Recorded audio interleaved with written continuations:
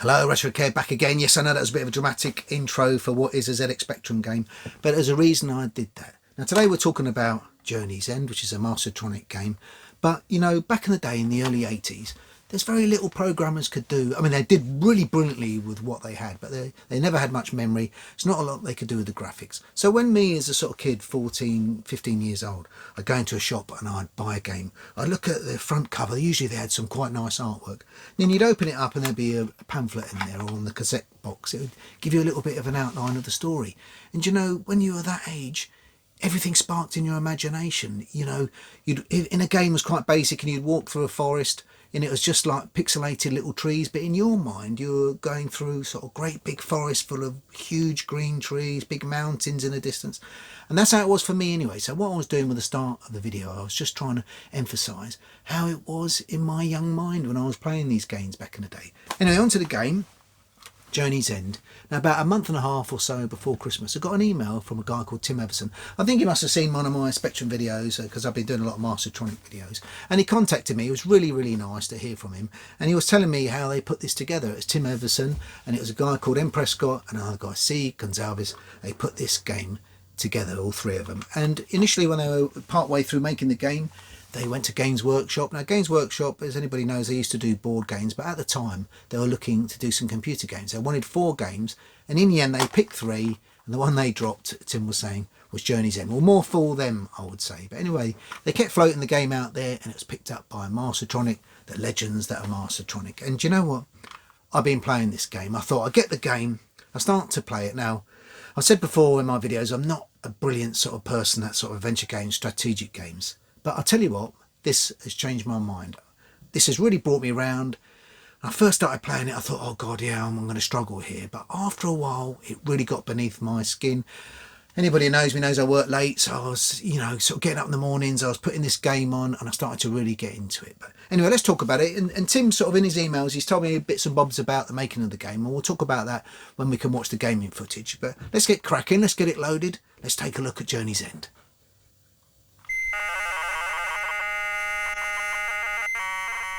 So here we go. The quest is to find that elixir. That is the main aim of the game. Now, I'm playing as Kevo, obviously. That's the only way to go. Now, apparently this part of the game was influenced by a ZX81 game. M. Prescott, back in the day, had bought a ZX81 and a handful of games.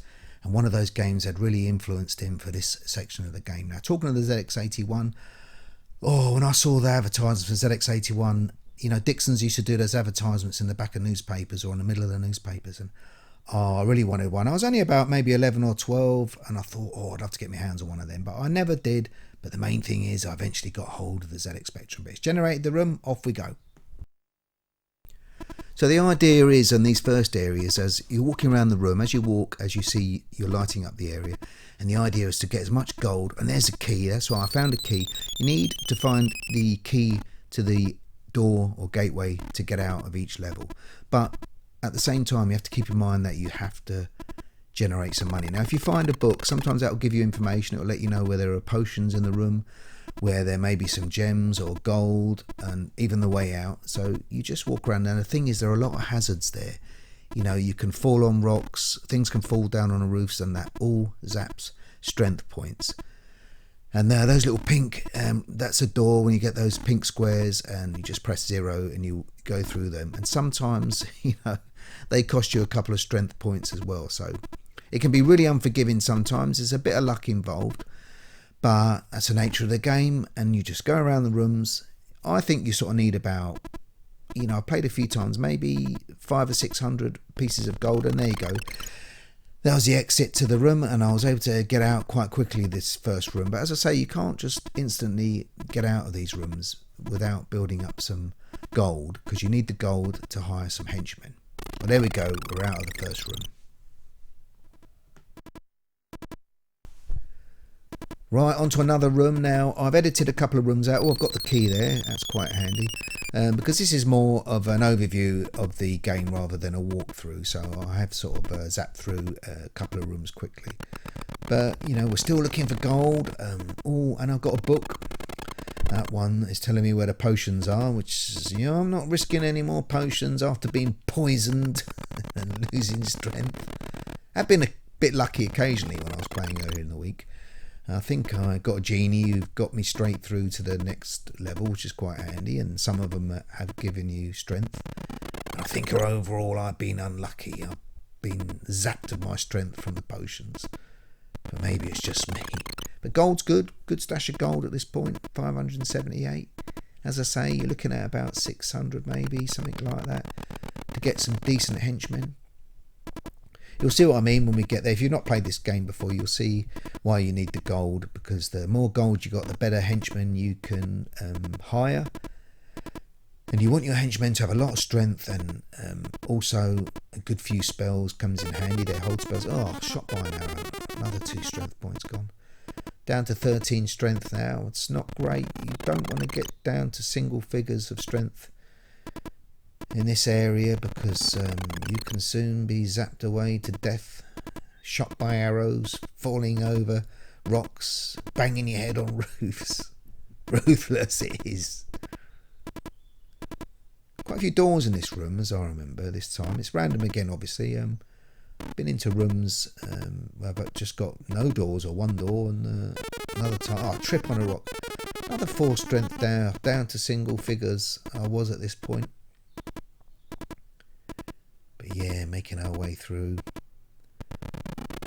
More gold, 42 gold that time, up to 720. That is a decent stash.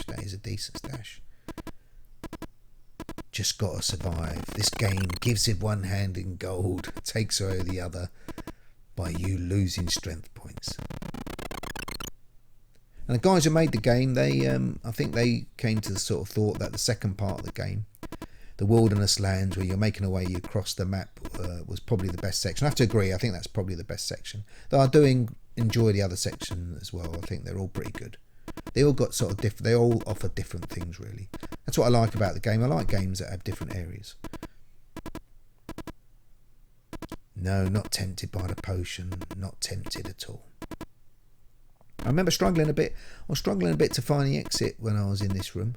But we obviously get there. Oh, look, I'm sort of deciding one way. No, I'm going to go the other way. But I do get there in the end. I've obviously got the key already. Just need to find the exit.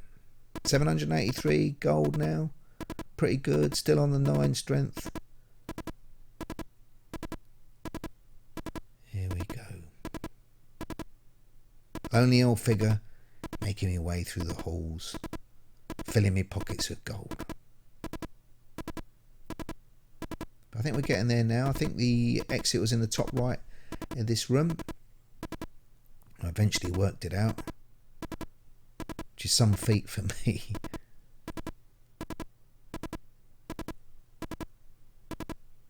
I tried that door and that led nowhere, or just back on myself, so I decided against that.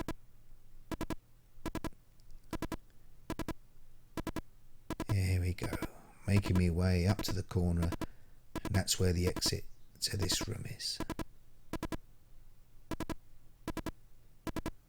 There we go, we've escaped.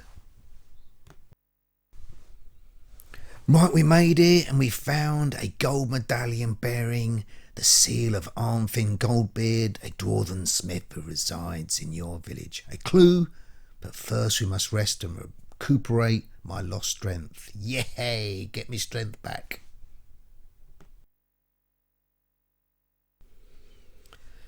Any key to continue? We like a bit of that. You visit a wise old cleric, has healing reputation. He heals me, but a price of 117 gold pieces. What a rip-off. But there we go, we got the strength back. You have 666. Ooh, that's not a good sign. 666 gold pieces. But we're going to advertise here. We advertise for some henchmen. First advert, 23 gold pieces. That's a bit steep. Steep, if you ask me. But we'll see who came forward as I went searching for my men. Alright, there we go. Ooh, looking at that, I probably went for number 5, Memin, 38 strength. He's a bit pricey. Now the spells, C is cure, P is paralysis, S is a shield, and if you're lucky enough to see an F, that's a fireball. But yeah, 572 gold pieces with another advert. That's more like an advertising price. 13 gold pieces, that's pretty good. And let's see who came forward for this one. I'd have thought I'd have went for number 1. Is it Zebus?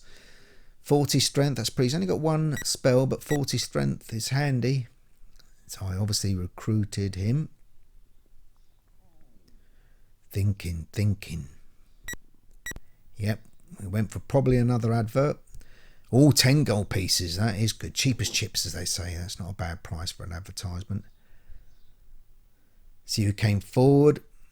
Oh, I'd definitely say I would have went for Kumar. He's got 2 shields and a cure spell. 50 strength, not bad. Decent recruitment. Now, what did I do here? I looked at my party here. Got 3 henchmen now and myself. I need 3 more. Here we go. Yep, another advertisement. Oh, back up to 23 gold pieces.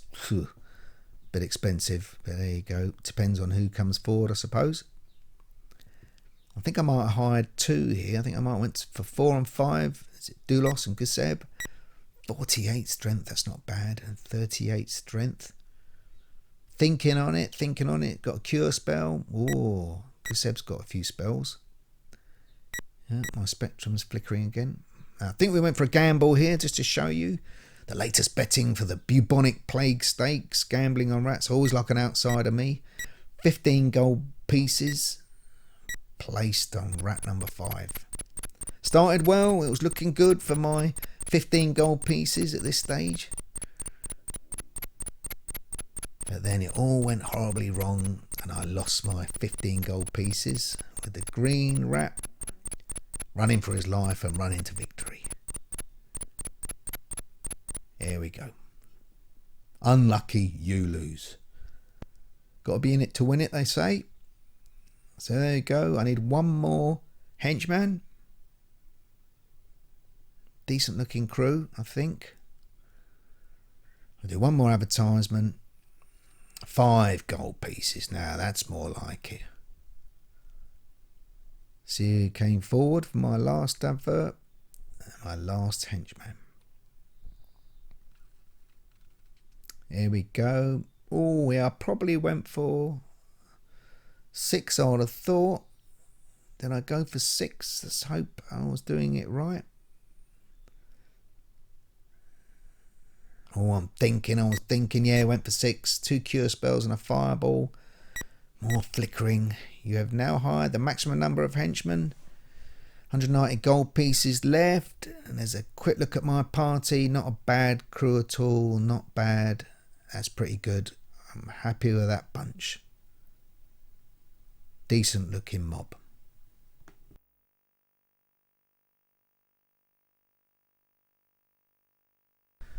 Well, there we go. There's a better look at the party. Yellow and black. Not a bad bunch. Press any key, off we go. We meet Arnfin Goldbeard, the Dwarven Smith. He's surprised to see you on, telling him of your adventure and showing him a medallion. His face shows grim expression. I thought that this was lost forever, along with the bad memories it holds. It was with your father when he died in search of the elixir. After his death, I did not want to continue the quest despite the Emperor's plea. So Arnfin rummages through his shelves. It gives you a scroll. It's got the probable location of the elixir in the castle to the north. You'll see that on the back of the map is written. To get across the river, follow the golden trees. Use this clue. It may help you. You thank him. There's one thing you must do if you wish to continue your quest. What is that, you ask? Press any key and start the tape.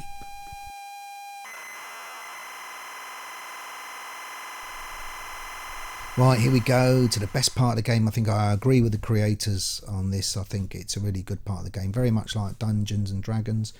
Got to use spells, got to work out your strength, whether you need sleep, whether you need food, who's going to fight. It's quite interesting. So the layout is, you've got your little map there, and the first thing you come across is the golden tree. Now the golden trees are positive. They always give you something. This tree's offering me direction spells, arrows and food. Now I think I choose spells.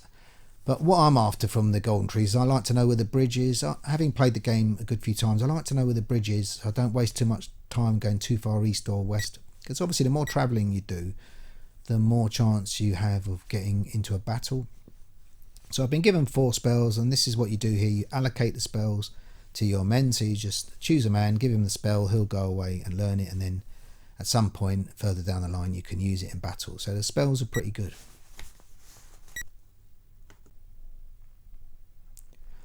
Right, so on the right you've got your layout. Obviously you've got the day 1 and the time there at 7:50 in the morning.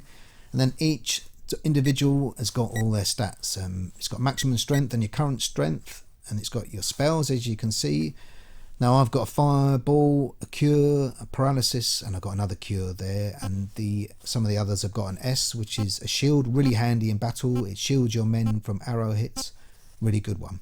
The other thing is you'll see the sleep and food number. Now you want to keep that really low. If that starts getting to double figures, it starts to wear you down. You start to lose strength, and you don't want that to happen. So there we go. We're making our way northwards. Slowly those figures are going up of sleep and food. Still 10 o'clock in the morning. No need to sleep, because you do sleep, and we'll get to that soon. I tend to... Zibaz finds a gem worth 66 gold pieces. That could be handy if I want to pay a tree. But we're heading north. Sleep and food figures are slowly going up. But there's another golden tree. Now I know at this tree that I find the location of the bridge, which I'm quite happy with. As I say, I think it saves time. There you go, it's got the bridge. Pretty good going, good to have that information. The golden tree gives you the bridge position on your main map. So we'll have a look at that in a minute. Yeah, God, as a payment, 14 strength from each man. That is costly, because strength is what you need in this game to survive and go further. But hey ho, it is what it is. There's the bridge on the main map. We'll keep going north.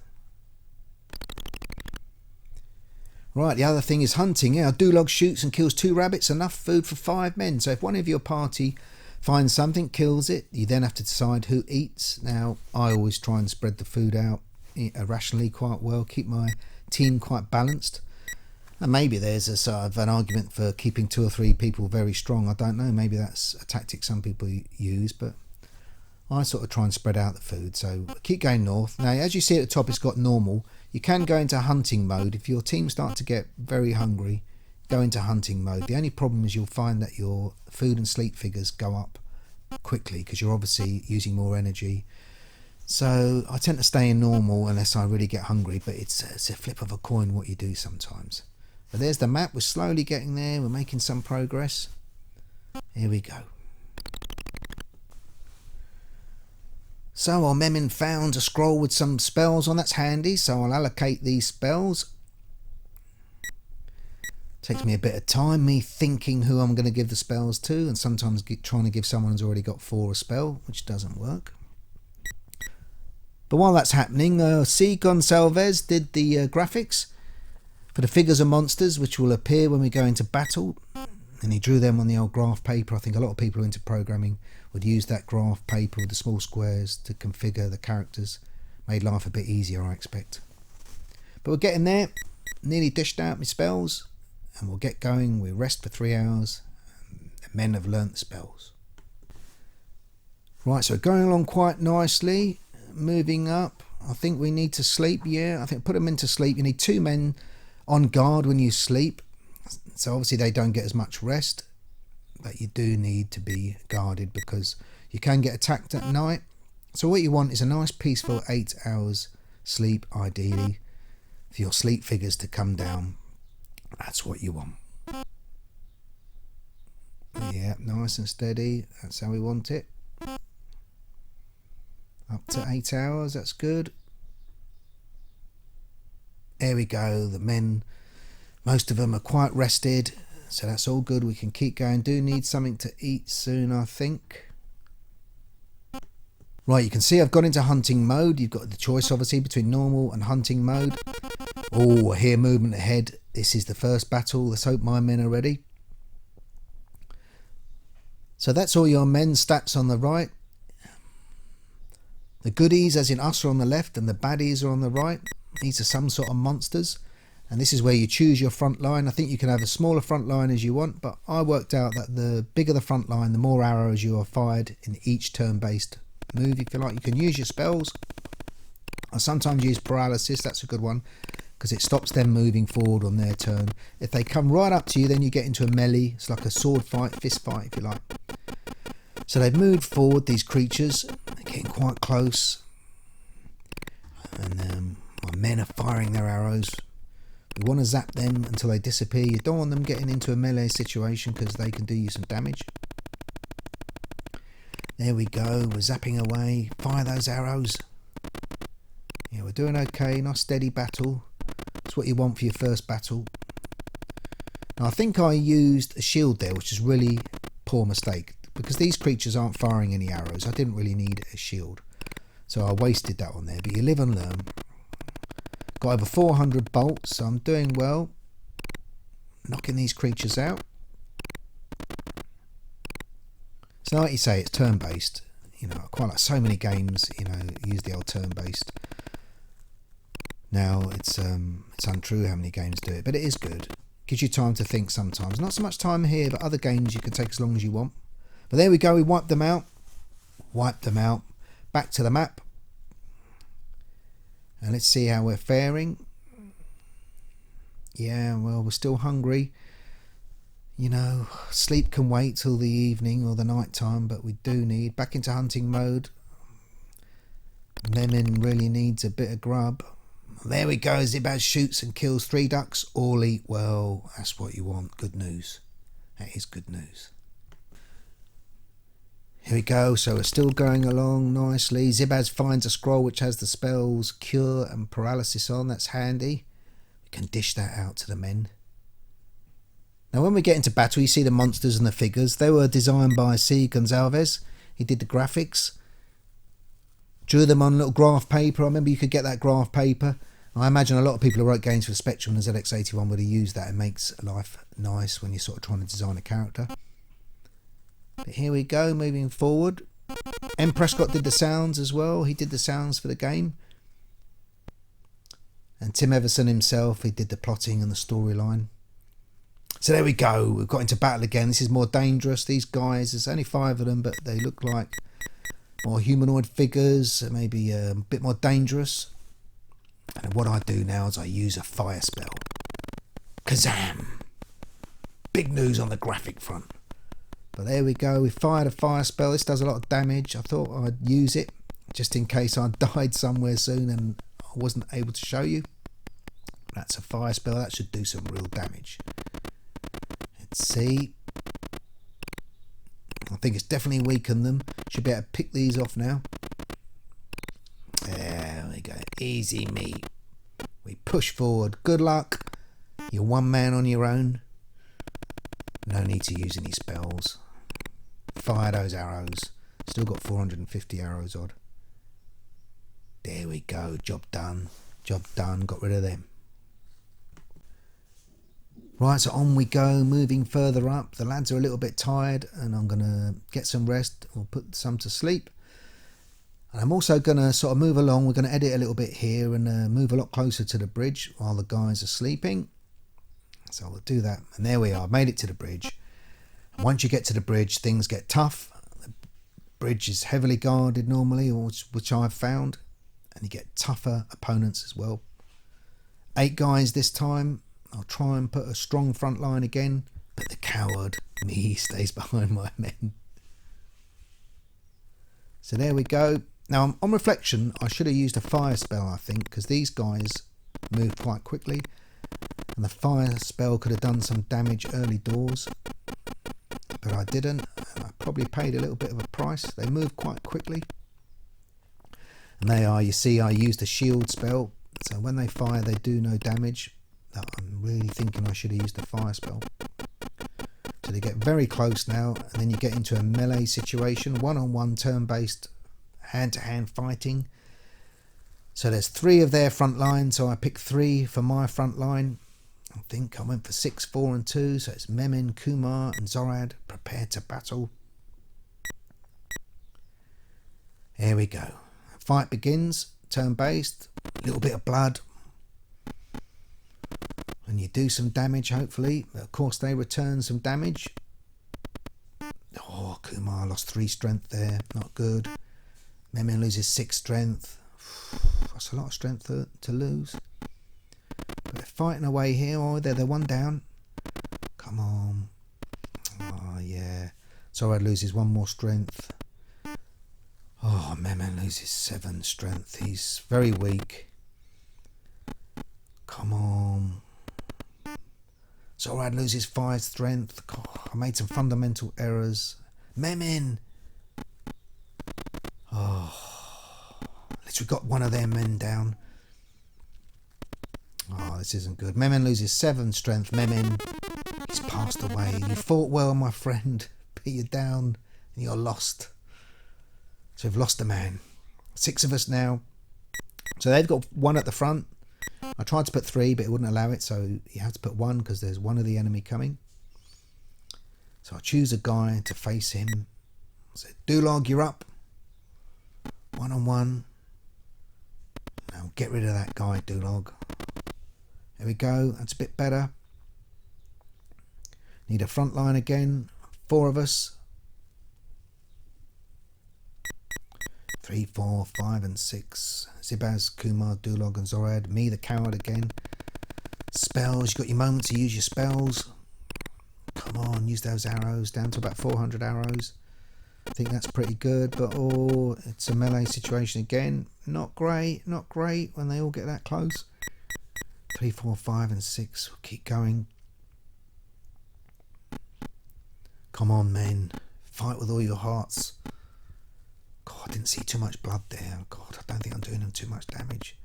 My men are probably pretty tired. Kumar loses 4 strength. Dulog loses 6 strength. This isn't good. Come on, keep going. I've definitely made some mistakes. Definitely made some mistakes in this battle. God, Zibaz loses 3. Kumar another 1. Oh, come on. Zorad another 2. Strength lost. Come on. This battle isn't going well. Not going well at all. God, they're still 4 strong. Dulug loses 8 strength. This isn't good. He's getting weak. Come on. I should have led my men from the front. I should have went up there into battle. Coward I am, staying at the back. Zibad loses 6 strength. God, this was a bad battle. Dulog, 7 strength. He's gone. Oh, it's not good.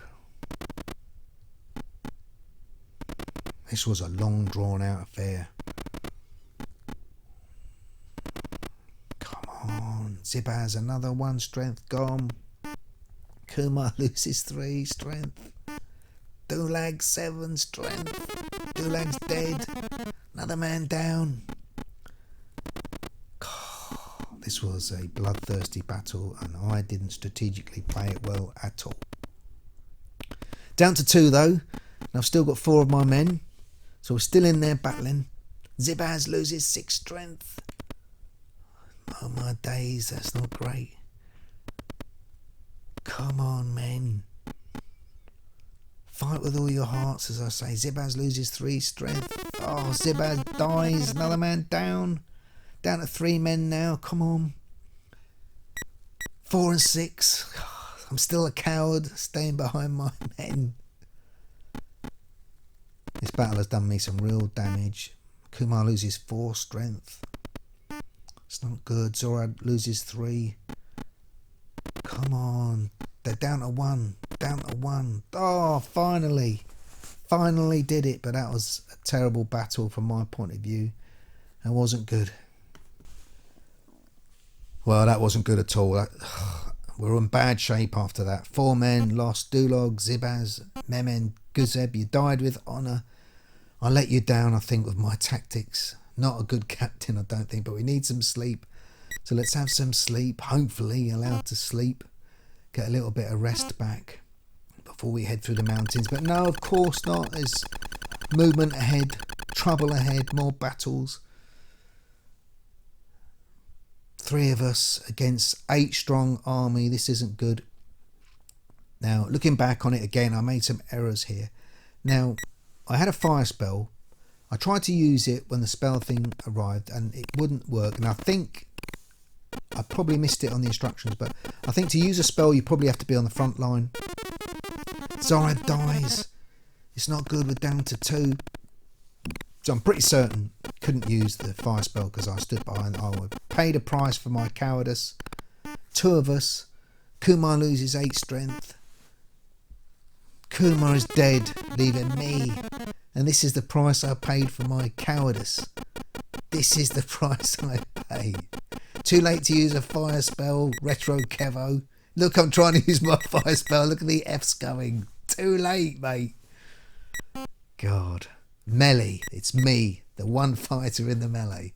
Well, I'm going to go down with honour. Let's try my best. 9 strength lost there in that fight. But I've got to kill a couple of them at least. Come on. Melee. Back again. Move down and fight the next soldier. It's not good. Poor tactics by me, I think. Poor strategy. Hopefully I improve when I continue to play this game, because I want to get that elixir. There we go. I'm losing my strength. Fighting in vain, but at least we killed another one of their men gone. Let's move down. We'll take on the next one. If we're going to go down, we'll go down in honour. Come on, let's kill another one. You lose 10 strength points. That's some hefty blow I took there. Come on, let's kill another one at least. 9 strength points. My character is down. He's on his knees, basically. Oh, Kevo, he loses 4 strength. It's not good. 6th strength, gone. I'm down. I died. You're all dead and have failed in your quest. And there we go. I died partway through the second area, but thankfully last week I managed to get to the third area, so I did get some footage. So let's crack on and have a look. So I did make it to part 3 of the game, the one and only time I made it, and I must admit I did panic a bit. I started to rush. I thought, oh my God, I've made it after all the effort, because I did put a lot of game time into this game. I thought I've made it. I was panicking, rushing across. Now the green graphics, they're obviously your enemies. If they hit you, they're going to zap you of some strength, which you find out at the end of the room. But as I say, I was panicking, and it had fatal consequences. For Moraz and Lodal, they lost 4 strength for each of them. They were only on 3, which left me on my own in the quest for the elixir. Lodal and Moraz, no more. But we go on. I went on, obviously. Now, this room is a teleport room. I don't exactly know what happens if you... I think you obviously move yourself into one of the T's for a teleport. But I didn't use that. I chose to go to the door on the north side of the room as we look on it. So I was trying to get around the teleports, thinking they might damage me. But another one of these little rooms, a shorter one this time. I was dashing again. Hit God. Got hit at least twice or 3 times there. That wasn't good. Yeah, lost another 2 strength getting across that room.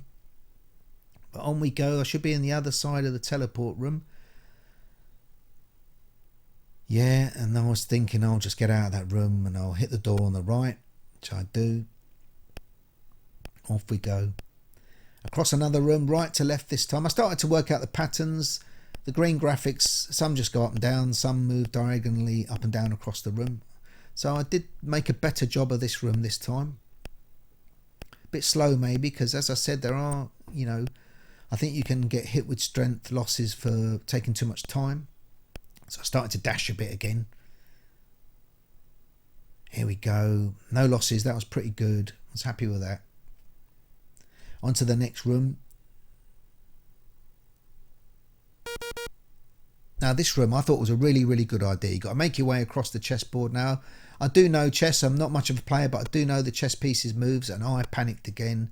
You've just got to keep away from those pieces and what moves they can do, but I panicked. I should never have made that move. Dashing across in haste, which I should have thought about it more. Getting across this room, so I suffered more damage. I did get across it though. I did get across. Next time when I get there again, because there will be a next time, I think I'll do better. Yeah, heavy price to pay there. Down to 6 strength. Another one of these rooms, right to left again. Bit of a dash. Started to see the light. I started to see the light of the end of the tunnel of the game. So I made it to that door again. 1 loss. Down to 5 strength points. Into the next room we go. Now I must admit, this is where, whatever reason, panic got hold of me. I'd seen this room on YouTube, and you have to guess the padlock combination, you have to guess the numbers, and there's prices to pay again, obviously, for making mistakes. You'll lose strength points, but I did all right on this chest. Not too many mistakes, but hey presto, it was a chest. There were spikes in that chest, lost another strength point.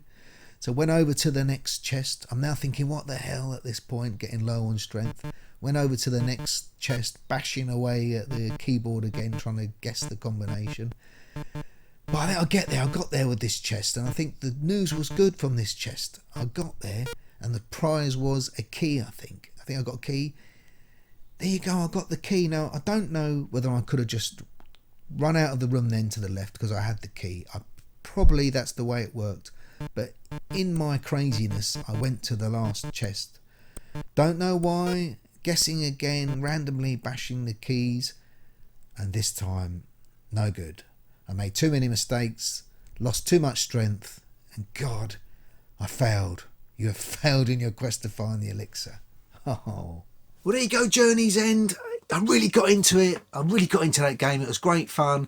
As I said at the start of the video, I don't really see myself as someone who plays a D&D type video game, especially on the old consoles, but I really got into it, and it's going to make me look into some of the other Spectrum games that are a bit like that. If any of you out there got any recommendations for the old adventure games on maybe a Commodore 64 or ZX Spectrum, let me know. And thanks again, Tim, for contacting me. I really appreciate that email, and it's really nice to hear some of the insights into how a game like that came about. You and the guys, you did a really great job of that game, and as I said, I really appreciate the email. But that's a video for today. But on to my next video. I'm going to do a pickup video. I don't normally do pickup videos. I don't buy enough games, but over the last sort of 6 weeks, 7 weeks, I've bought maybe sort of 6 or 7 games, a couple of them there, a couple of PS2 games, and I thought I'd do a video and look at some of them. Also, I think maybe a couple of Commodore 64 games and a SNES game I picked up as well. So I'm going to play them over the next week, get a bit of gaming footage, get some opinions on the game, and that'll be the next video. Anyway, like and subscribe if you like the content, and I'll see you again soon. Take care.